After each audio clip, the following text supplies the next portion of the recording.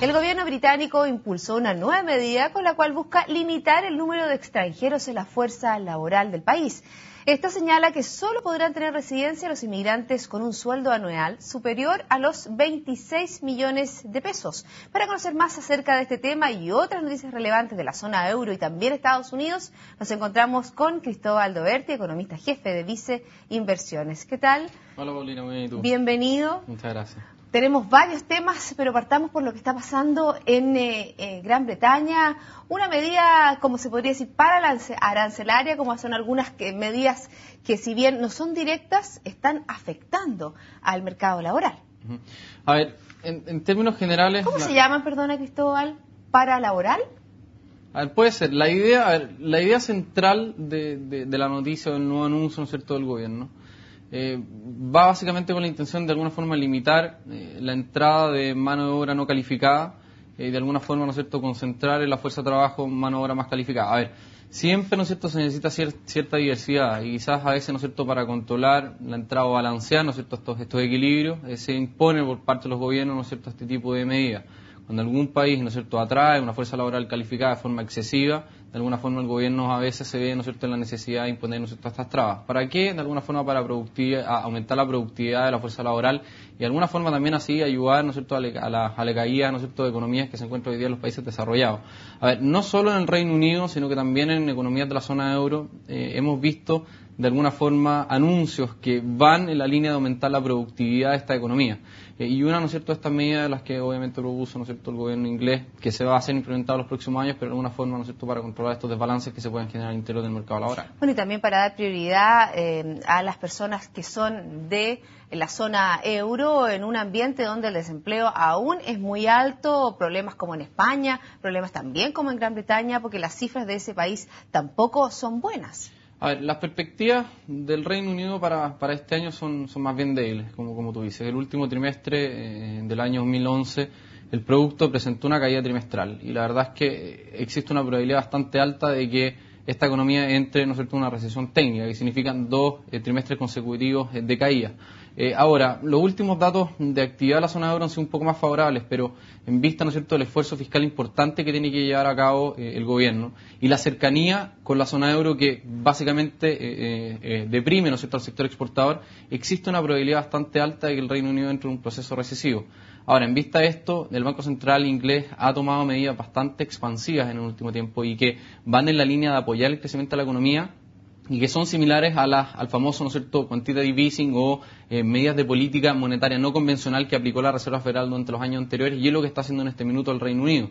De hecho, hace un par de semanas, en su última reunión de política monetaria, anunció la compra de 50.000 millones de pounds adicionales por los próximos 3 meses y probablemente esa medida se extendía, ¿no es cierto?, cuando se acabe la compra inicial anunciada, sea extendida por 3 meses adicionales. Y eso obviamente revela las complicaciones, ¿no es cierto?, que muestra la demanda interna, el sector exportador, dado, ¿no es cierto?, la cercanía con la zona euro, su principal socio comercial, y obviamente los efectos de una política fiscal restrictiva, en la medida de que tiene que ordenar sus cuentas fiscales en los próximos años. También hubo hoy día noticias con respecto a la inflación de la zona euro, un 2,6%, una cifra que no se registraba hasta o antes de julio de 2011. A ver, en términos de lo que ha pasado hasta ahora en la zona euro, hemos tenido una economía que ha estado más bien deprimida, pero con una inflación que va aumentando. A ver, la relación viene de la mano de que cuando la economía se desacelera o se contrae, la inflación empieza a ceder. Pero de alguna forma el aumento de los precios de energía, los precios de alimentos, los precios básicamente del petróleo, de los combustibles, han impedido, ¿no es cierto?, que esta relación se vaya cumpliendo. Ahora, eso no quiere decir que la inflación en la zona euro se vaya a escapar, sino que muy por el contrario, ¿no es cierto?, la inflación se va a ir desacelerando en los próximos meses junto con una economía, ¿no es cierto?, que se va a ir contrayendo. Y eso básicamente es lo que tiene preocupado, ¿no es cierto?, al Banco Central Europeo, que también es un banco que hoy día anunció, presta 711.000 millones de dólares a 800 bancos a 3 años, una manera de inyectar liquidez a los bancos, una manera de ayudarlos para que puedan sostener las deudas. Es como, la verdad que verdaderamente es como un caballo, uno le presta a uno, el otro le presta a otro, para poder sostener la economía de esa zona. A ver, indudablemente la zona euro va a pasar por un proceso recesivo este año. Y para salir de ese equilibrio, de esa depresión, hay distintos mecanismos. pero lamentablemente varios de ellos, ¿no es cierto?, están básicamente cortados en el último tiempo. ¿Por qué? Política fiscal contracíclica no se puede hacer dada la situación, ¿no es cierto?, fiscal de la economía. Seguir bajando las tasas de interés, los bancos centrales de economías desarrolladas ya no pueden bajar más sus tasas de interés porque están en niveles mínimos. Entonces, tienen que aplicar otro tipo de medidas no convencionales, como por ejemplo salir a comprar papeles en el mercado para así entregar de alguna forma dinero a la economía y que ésta, ¿no es cierto?, pueda salir de esa situación deprimida. Y otra es también de alguna forma tratar de disminuir las tensiones en los mercados financieros. A ver, el último tiempo y a raíz, ¿no es cierto?, de una potencial crisis de liquidez al interior del sistema financiero europeo, la banca de alguna forma empezó a elevar sus tasas de préstamos entre los bancos. Para alguna forma alinear la tasa en la que se prestan los bancos con el objetivo de política monetaria o la tasa que el Banco Central quiere que rija la economía, tiene que entregar liquidez al mercado para así disminuir las tasas de interés. O sea, en palabras simples, que los bancos bajen sus tasas de interés y eso hace el Banco Central Europeo al inyectar liquidez a los bancos. Exactamente, y eso finalmente se transmite hacia la economía y eso permite estimular la economía. Si no hay préstamo interbancario, es muy difícil que un banco salga, ¿no es cierto?, a entregar liquidez a la economía real. Por lo tanto, el Banco Central Europeo trata de solucionar ese problema entregando liquidez, ¿no es cierto?, de forma adicional. Es segunda vez que lo hace. La verdad es que el monto prestado en esta oportunidad fue muy superior al que vimos nosotros hace un par de meses. Exactamente. En diciembre de 2011 había prestado 523 bancos casi $500 000 euros. Exactamente. Esta vez fueron cerca de 800 bancos, 700.000 millones de dólares. Y eso de alguna forma muestra la mayor necesidad de liquidez que había, ¿no es cierto?, en la banca europea. Ahora, todas estas medidas sí han ayudado de alguna forma a moderar las tensiones financieras al interior de la zona euro. Y eso ha sido en parte también una de las noticias que hemos conocido en los últimos meses y que de alguna forma permite prever de que en el primer semestre de este año probablemente el mundo va a topar el piso, ¿no es cierto?, en la complicación económica que se encuentra actualmente, y a partir del segundo semestre se podría empezar a recuperar. Pero ya no en un colapso, sino que algo mucho más ordenado, que es lo que conversábamos en alguna oportunidad anteriormente, que era importante que si se declaraba la bancarrota, que fuera en forma ordenada, hablando de Grecia, hablando de Portugal y las economías que tienen mayores problemas. Claro, a ver, el peor escenario posible, ¿no es cierto?, en la zona euro es que hubiera un default desordenado. ¿Por qué? ¿Eso qué significa? Es decir, una cesación de pagos por parte de Grecia que de alguna forma terminara por impactar de forma muy violenta al sistema financiero. Ese es el peor escenario económico porque eso es lo que deriva, ¿no es cierto?, una recesión económica mundial. Ahora, efectivamente hay una quita por parte, ¿no es cierto?, de la deuda de Grecia o una parte de la deuda de Grecia que no va a ser pagada. Pero esta es ordenada, es pausada, es un monto que el sistema financiero puede aguantar y eso obviamente no termina, ¿no es cierto?, por colapsar el sistema financiero mundial.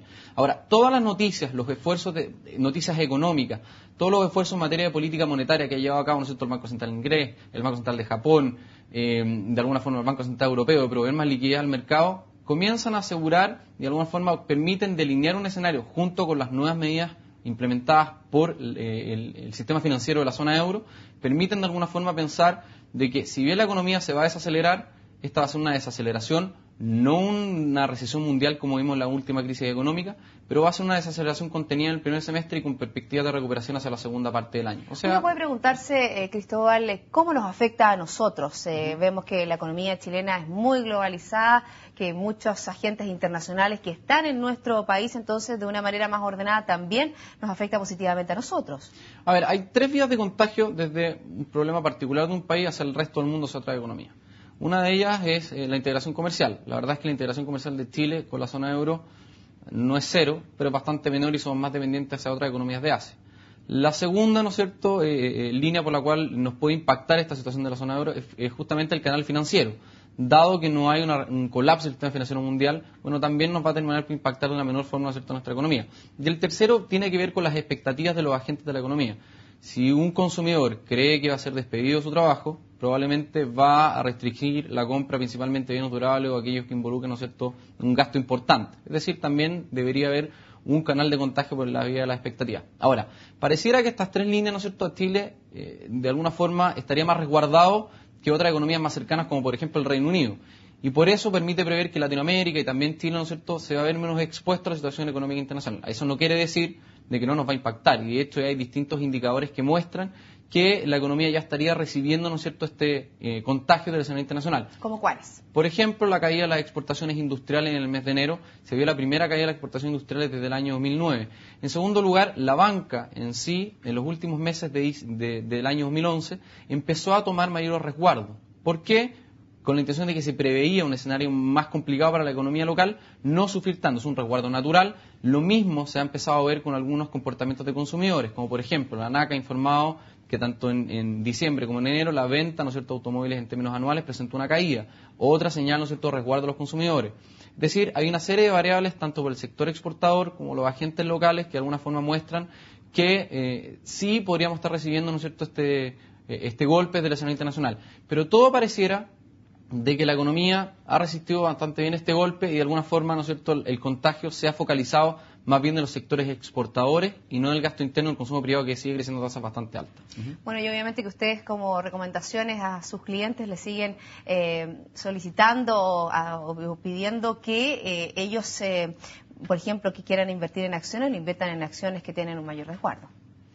A ver, en términos de inversiones para este año, vimos una recuperación de los activos de mayor riesgo bastante importante en las últimas semanas. Ahora, queda un upside potencial en los distintos indicadores bursátiles, pero eso no significa que se va a comprar cualquier cosa. Hay que ser bastante selectivo. Siempre, ¿no es cierto?, hemos recomendado acciones que de alguna forma tienen buenas perspectivas económicas y que van alineados, ¿no es cierto?, a un escenario económico detrás. En esta línea, ¿no es cierto?, creemos que sería recomendable invertir en acciones que tienen potencial de crecimiento, pero atento, ¿no es cierto?, a un potencial más acotado y ya lo que hemos visto en el último tiempo. En 3 palabras, ¿cuáles? Estamos recomendando LAN, Cencosud, Ripley, SL.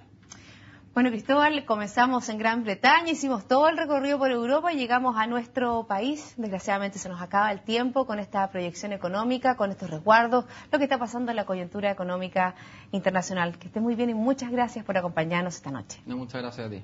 Bueno, y así finalizamos la última media hora de resumen ejecutivo. Me aprovecho de despedir de ustedes y los dejo en compañía de CNN Chile. Buenas noches.